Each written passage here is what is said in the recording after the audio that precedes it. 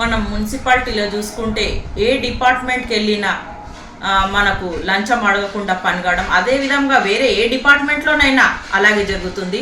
ఒక పర్మిషన్ కావాలంటే online procedure ఉన్నాక కూడా మళ్ళీ ఆ పర్మిషన్కి అన్ని క్లియర్ టైటిల్ ఎల్ఆర్ఎస్ అన్ని క్లియర్గా ఉన్నాక కూడా మళ్ళీ లంచాలు అడుగుతూ దాన్ని శాంక్షన్ చేస్తామని, మళ్ళీ ఎల్ఆర్ఎస్ కట్టండి అని ప్రభుత్వం అంటుంది. కానీ ఇక్కడ నుంచి మాత్రం ప్రొసీడింగ్స్ ఇవ్వడం లేదు.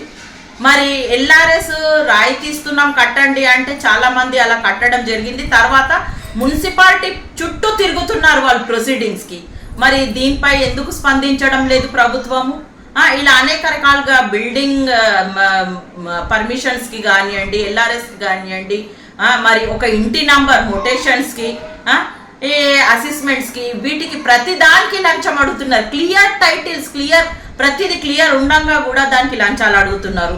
ఒకవేళ అది తప్పు ఉంటే తప్పని దాన్ని రిజెక్ట్ చేయాలి, కానీ దాన్ని కూడా మేము చేసి పెడతామని లంచాలు తీసుకొని వాటికి కూడా కింద మీద చేసి చేయడం జరిగింది. మొన్న ట్యాక్స్ కలెక్షన్లో క్లియర్గా మనకు న్యూస్లో ఎన్నోసార్లు ఆధారాలతో సహా రావడం జరిగింది.